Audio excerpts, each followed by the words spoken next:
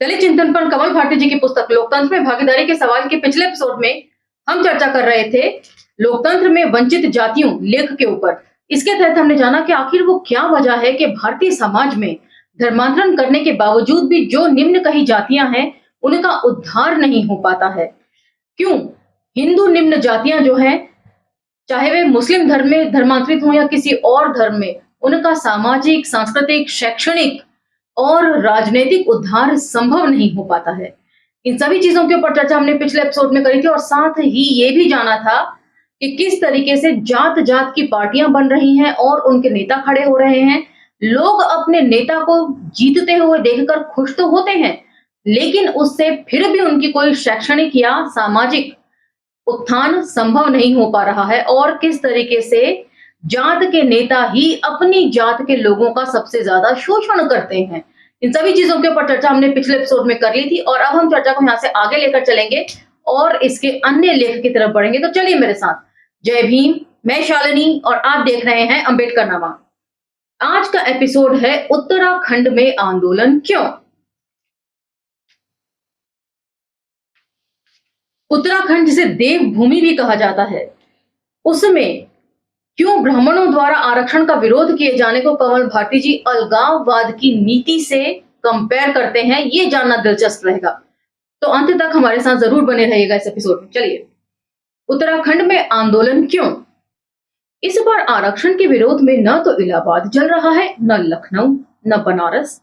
इस बार जल रहे हैं उत्तर प्रदेश के पर्वतीय अंचल, जिन्हें उत्तराखंड कहा जाता है और जिसे एक पृथक राज्य के रूप में स्वीकार किए जाने के लिए उत्तर प्रदेश सरकार का प्रस्ताव भी केंद्र में भेजा जा चुका है। उत्तराखंड क्रांति दल उत्क्रांत के नेता शिक्षण संस्थाओं में पिछड़ी जातियों के लिए 27% आरक्षण लागू करने के राज्य सरकार के आदेश के खिलाफ आंदोलन चला रहे हैं। छात्र नेताओं ने शिक्षण संस्थाएं, विद्यालयों पर ताले डाल दिए हैं और प्रवेश आवेदन पत्र फाड़ दिए हैं। उत्क्रांत नेता धरना और अनशन कर रहे हैं और सरकारी कार्यालयों में तोड़फोड़ और वाहनों को फूंक रहे हैं अपना रोष प्रकट करने के लिए। इसी में 8 अगस्त की वे दुखद घटना भी है जिसमें पुलिस ने पौड़ी में आरक्षण विरोधी उग्र भीड़ को तितर बितर करने के लिए गोली चलाई, जिसमें 2 दर्जन नेता घायल हुए। पर्वतीय क्षेत्र में आरक्षण नीति के खिलाफ इतनी उग्र क्यों है। उत्क्रांत के नेता उत्तराखंड में आरक्षण के पक्ष में क्यों नहीं है। ये प्रश्न राष्ट्रवादी चिंतन का नहीं है, जैसा कि कुछ बुद्धिजीवी और पत्रकार उत्क्रांत के आंदोलन के समर्थन में चिंतन कर रहे हैं। राष्ट्र की रक्षा के लिए अपना रक्त बहाने में गढ़वाल और कुमायूं के लोगों का स्थान निस्संदेह अद्वितीय है और नमन करने योग्य है, परंतु इस आधार पर जो लोग आरक्षण का विरोध कर रहे हैं वे सीधे सीधे आरक्षण की नीति को राष्ट्र विरोधी साबित कर रहे हैं। ये साजिश और एक खतरनाक जातिवादी सोच है। प्रायः ऐसा तथाकथित राष्ट्रवाद से ही राष्ट्र कठिनाइयों में फंस जाता है। तो राष्ट्रवाद और अपने राष्ट्र प्रेम के बीच में फर्क करना आपको आना चाहिए। अब यही फर्क जो है आगे लेख में कमल भारती जी समझा रहे हैं। ये प्रश्न पर्वतीय क्षेत्रों की सामाजिक संरचना को समझे बिना हल नहीं किया जा सकता। उत्तराखंड में चमार और भंगी ये दोनों जातियां नहीं हैं। गौर कीजिए, दोनों ही जातियां नहीं हैं। यहाँ तेली, सुनार, लोहार, बढ़ई, दर्जी दास ये शादियों में बाजा बजाने का काम करते हैं आदि शिल्पकार जातियां हैं। किसी समय इन जातियों का संयुक्त नाम डोम था, पर अब यहाँ इन्हें अछूत कहा जाता है। ये अछूत महज 18% से अधिक नहीं है। पिछड़ी जातियां उत्तराखंड में नहीं है, केवल नैनीताल, देहरादून और ऋषिकेश में कुछ पिछड़ी जातियां हैं जिनका प्रतिशत 1.8% है। मुसलमान भी यहाँ 0.5% ही हैं। इन अछूत जातियों की हालत पर्वतीय इलाकों में वही है जो मैदानी इलाकों में दलितों की है। अस्पृश्यता के मामले में तो स्थिति पहाड़ों में बदतर ही है। वहां कोई भी अछूत जाति सवर्णों के कुओं तालाबों से पानी तक नहीं ले सकती है। सबसे ज्यादा गरीबी, सबसे ज्यादा अशिक्षा और सबसे ज्यादा दासता इन पहाड़ी अछूत जातियों में ही है। दूसरे शब्दों में वर्ण व्यवस्था पहाड़ों में अपने प्राचीन रूप में मौजूद है। ओम प्रकाश वाल्मीकि जी की जूठन पढ़ते वक्त भी हमने इन सब चीजों का जिक्र किया था कि किस तरीके से एक घर भी उनको किराए पर देने के लिए कोई तैयार नहीं था, तो तब उन्हें दलित बस्तियों में जाकर ही रहना पड़ा था। या कमल भारती जी के हिसाब से जिन्हें वहां अछूत कहा जाता है, उन्हीं बस्तियों में जाकर ओम प्रकाश वाल्मीकि जी को रहना पड़ा था। और ओम प्रकाश वाल्मीकि जी ने एक बहुत बेहतरीन कविता लिखी थी, ठाकुर का कुआं। और ये जो सुंदर लाल बहुगुणा जैसे पर्वतीय क्षेत्र के सवर्ण नेता पर्यावरण और पहाड़ बचाव के नाम पर विकास कार्यों के खिलाफ आंदोलन चला रहे हैं, उसका असली मकसद भी इस वर्ण व्यवस्था को ही बचाना है। चिपको आंदोलन आप लोगों ने सुना ही होगा, जिसमें पेड़ से चिपक चिपक कर पेड़ों को कटाई से बचाए जाने का आंदोलन सुंदरलाल बहुगुणा जी ने चलाया था। उसी के बारे में कमल भारती जी लिख रहे हैं कि ये दरअसल सवर्ण व्यवस्था को या ब्राह्मणों के हितों को बनाए रखना पहाड़ों में, उसके लिए चलाया गया था। पर्वतीय क्षेत्र की इस सामाजिक संरचना में पिछड़ी जातियों के लिए 27% आरक्षण का मुलायम सिंह सरकार का आदेश चुपचाप सचमुच गैर जरूरी है और ज्यादा उत्तराखंड में इसी सामाजिक स्वरूप को बरकरार रखना है तो ये और भी गैर जरूरी लगता है। पर सवाल यह है कि उत्तराखंड कश्मीर नहीं है या उसे कश्मीर नहीं बनने देना है, जहां बाहर के लोग जमीन जायदाद खरीद ही ना सके। उत्तराखंड उत्तर प्रदेश का पर्वतीय क्षेत्र है, जहां भूकंप आता है तो पूरे प्रदेश की जनता मदद के लिए आगे आ जाती है। उत्तराखंड त्रासदी हुई थी और प्राइम मिनिस्टर रिलीफ फंड में लोगों ने करोड़ों रुपयों का दान दिया था। गवर्नमेंट एम्प्लॉयज की पूरे एक दिन की सैलरी जो है वो डिडक्ट कर ली गई थी प्राइम मिनिस्टर रिलीफ फंड के नाम पर।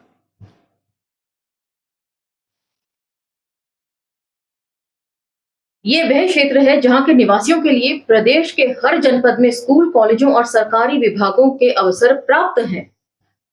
लखनऊ की इंदिरा नगर कॉलोनी में लगभग 80% मकान पर्वतीय क्षेत्र के लोगों के पास है। कॉलेजों और सचिवालय और अन्य विभागों में 50% के आसपास पहाड़ी लोग हैं। तब उत्तराखंड में मैदानी क्षेत्रों के पिछड़े लोगों के लिए अवसर क्यों नहीं प्राप्त हो सकते? यदि उत्तराखंड में पिछड़ी जातियों का प्रतिशत 1.8% है, तो उसे मैदानी जनपदों के पिछड़े लोगों से क्यों नहीं पूरा किया जा सकता? जब वो पहाड़ी लोगों के लिए मैदान पर कोई पाबंदी नहीं है, तो मैदानी लोगों के लिए पहाड़ में भी पाबंदी नहीं होनी चाहिए। एक वाजिब सवाल है ये, मैं समझती हूँ। जब पहाड़ों से नीचे आकर आप मैदानी इलाकों में रिक्रूटमेंट के फॉर्म्स भर सकते हैं, वहां पढ़ाई लिखाई कर सकते हैं, तब फिर मैदानी इलाकों के छात्र यदि पहाड़ों पर जाकर पढ़ना चाहते हैं या नौकरियां करना चाहते हैं, तो पहाड़ी लोगों को क्यों ऐतराज है? ये एक वाजिब सवाल है जो कमल भारती जी उठा रहे हैं। इसका जवाब मैं चाहूंगी आप लोगों से कमेंट सेक्शन में। लेकिन उत्तराखंड के सवर्ण नेता आरक्षण नीति का विरोध इसलिए कर रहे हैं क्योंकि इसके आधार पर मैदानी क्षेत्र की पिछड़ी जातियों का प्रवेश पहाड़ों में नहीं होने पाए। उपरांत नेताओं का कहना है कि इससे अलगाववाद पैदा होगा, इसीलिए उन्होंने स्कूल कॉलेज बंद करा दिए हैं। जो लोग मैदानी क्षेत्रों में प्रवेश के लिए गए थे, उन्हें पहाड़ी छात्रों ने मार कर भगा दिया है। तब असली अलगाव तो पहाड़ी नेता ही पैदा कर रहे हैं। जो काम ये खुद करते हैं ना, उसका इल्जाम ये लोग दूसरे के ऊपर लगा देते हैं। इसलिए इनकी कथनी और करनी को ध्यान से समझे जाने की जरूरत है और इसके बीच का जो महीन फर्क है ना, उसको भी समझे जाने की जरूरत है। तब जाके इनके दिमाग को आप पढ़ सकेंगे कि आखिर ये जो कहते हैं ठीक उसके उल्टा क्यों करते हैं।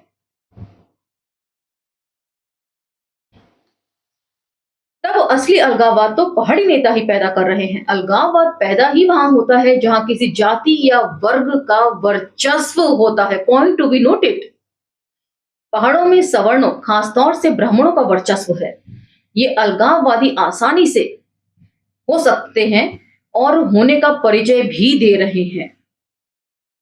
मंदिर के तौर पर गंगोत्री मंदिर के पंडों की ये धमकी, इस धमकी को जरा ध्यान से सुनिए। ये धमकी कि यदि सरकार ने मंदिर का अधिग्रहण किया तो वह चीन से जाकर मिल जाएंगे, अलगाववाद की घोषणा ही है। उत्तराखंड को देवभूमि कहा जाता है, मतलब देवों की भूमि। और हमें ये नहीं भूलना चाहिए कि वर्ण व्यवस्था में, इनके शास्त्रों में इन्होंने, ब्राह्मणों ने खुद को ही ब्राह्मण देवता कहा है, यानी कि देवता वही है। और उत्तराखंड देवभूमि का मतलब है ब्राह्मणों का एक्वायर किया हुआ एरिया। मेरी समझ तो कम से कम यही कहती है, आपकी समझ क्या कहती है वो आप बताइएगा। किंतु जब उसी अनुपात में दूसरी जातियां भी पहाड़ों में बस जाएंगी तो अलगाववाद की संभावनाएं समाप्त हो जाएंगी, मतलब वर्चस्व टूट जाएगा, तो आपकी मोनोपोली जो है वो क्रिएट नहीं हो पाएगी। जहां पहाड़ों में पिछड़ी जातियों की संख्या पर्याप्त अनुपात में होती है, तो क्या इतनी उग्रता से, इतनी निर्बोध गति से आरक्षण विरोधी आंदोलन पहाड़ों में चल पाता? क्या शिक्षण संस्थाएं इतनी आसानी से सवर्ण छात्र बंद करा सकते थे? उत्तराखंड में पिछड़ी जातियों के लिए आरक्षण नीति लागू करने के परिणाम क्या होंगे? पहला, पिछड़ी जातियों का प्रतिशत मैदान से पूरा होने पर राजनीतिक शक्ति का विकेंद्रीकरण होगा। दूसरा, अछूत और पिछड़ी जातियां मिलकर सत्ता में भागीदारी हासिल कर सकती हैं। तीसरा, जो अछूत जातियां जिस काम से वंचित हैं वे विकास की धारा में आ जाएंगी। यह सामाजिक परिवर्तन की दिशा में एक ठोस और क्रांतिकारी कदम होगा जिसकी पहाड़ों को सख्त जरूरत है। मतलब वहां पर ब्राह्मणों की अपनी मोनोपोली उन्होंने क्रिएट कर रखी है, या सवर्ण लोगों की मोनोपोली है, और वो किसी को हिस्सेदारी का एक सुई के बराबर भी बांटने को तैयार नहीं है। और यदि ऐसे में आरक्षण लागू होता है पहाड़ों पर, वहां नौकरियों में और स्कूल कॉलेजों में पढ़ने पढ़ाने में, तो इनके लिए जो है वो स्थिति बड़ी भयानक ही समझते हैं हो जाएगी। इनका जो मोनोपोली है, जो वर्चस्व है, वो टूटने लगेगा, जो ये नहीं चाहते। अब यदि उत्तराखंड में आरक्षण विरोधी पिछड़ी जातियों के प्रवेश का विरोध कर रहे हैं तो स्पष्ट है कि वे सामाजिक परिवर्तन के पक्षधर नहीं है और उत्तराखंड में यथास्थिति चाहते हैं, मतलब अपना वर्चस्व बनाए रखना चाहते हैं, इसलिए वो आंदोलन कर रहे हैं। जबकि वहां पिछड़ों का कोई प्रतिशत ही नहीं है, 1.8% है महज। फिर उत्तराखंड में क्या जरूरत थी आंदोलन इतना हिंसक करने की? इसलिए उपक्रांत के नेता इंद्रामणि बडोनी और रत्नमणि भट्ट ने स्पष्ट शब्दों में कहा है कि इस आरक्षण नीति से पहाड़ी जनता से उसके अधिकार छिन जाएंगे, पहाड़ी जनता बदतर स्थिति में पहुंच जाएगी और पहाड़ियों की राजनीतिक शक्ति घट जाएगी। हालांकि ऐसा कुछ नहीं होना है, यह एक दुष्प्रचार मात्र है जिसमें पहाड़ी जनता के नाम पर राजनीति में ब्राह्मणों का एकाधिपत्य टूटने की चिंता आधारभूत है। आ गया ना सारा मामला। इन्होंने अपने बयानों में भी यही कहा है कि राजनीति में जो जगह है वो टूट जाएगी, वो वर्चस्व हमारा टूट जाएगा। मुख्यमंत्री मुलायम सिंह यादव को पहाड़ों की सामाजिक संरचना का ज्ञान नहीं है, यह हम नहीं कह सकते, पर वह जिन सवर्ण नेताओं जैसे पौड़ी के पूर्व विधायक नरेंद्र सिंह भंडारी, विनोद बड़थवाल (देहरादून), दिवाकर भट्ट और मैथानी आदि से बात कर रहे हैं, उससे वह पहाड़ों में सामाजिक परिवर्तन के विरोधियों को ही मुंह लगा रहे हैं। अनुसूचित जाति के नेताओं में वह उत्तरकाशी के विधायक बर्फिया लाल जुआठा के से बातचीत कर रहे हैं, जो एक अवसरवादी नेता के रूप में ज्यादा जाने जाते हैं। दलित हित या सामाजिक न्याय उनके लिए उतना महत्व नहीं रखता जितनी उनकी अपनी महत्वाकांक्षा। Point to be noted. Mulayam Singh Yadav को इन नेताओं से बातचीत बंद करके उत्तराखंड में आरक्षण विरोध से निपटने के लिए कार्यवाही करनी चाहिए। यदि उत्तराखंड उपक्रांत नेताओं की शर्तों पर बनाया जाता है तो यह एक ऐसा राज्य बनेगा जिसमें क्षेत्रीयवाद के रूप में एक पृथक राष्ट्रीयता विकसित होगी, जो आगे चलकर एक खतरनाक अलगाववाद को जन्म दे सकती है। अभी थोड़ी देर पहले हमने पढ़ा कि इसी अलगाववाद नीति के चलते या इसी मोनोपोली या वर्चस्ववादी नीति के चलते पंडे पुजारी जो हैं सरकार को, केंद्रीय सरकार को धमकी दे सके कि यदि उन्होंने मंदिरों के साथ जरी सी भी छेड़छाड़ करी तो वो जाकर सीधे चीन से मिल जाएंगे। तो असली राष्ट्रद्रोही कौन है अब ये आप समझ सकते हैं। और अब भी नहीं समझ में आ रहा तो आगे सुनिए। यह एक ऐसा राज्य होगा जहां ब्राह्मणों का सत्ता पर आधिपत्य होगा और अल्पसंख्यक अछूत जातियां सदैव जुल्म और शोषण की शिकार होंगी। हमें ऐसा उत्तराखंड चाहिए जहां शासन सत्ता कुछ जातियों के हाथों में केंद्रित न हो। हमें ऐसा उत्तराखंड चाहिए जहां कोई अलगाववाद और पुनरुत्थानवाद न पनपे। हमें ऐसा उत्तराखंड चाहिए जहां अछूत जातियां भी शासन में अपनी भागीदारी हासिल कर सकें।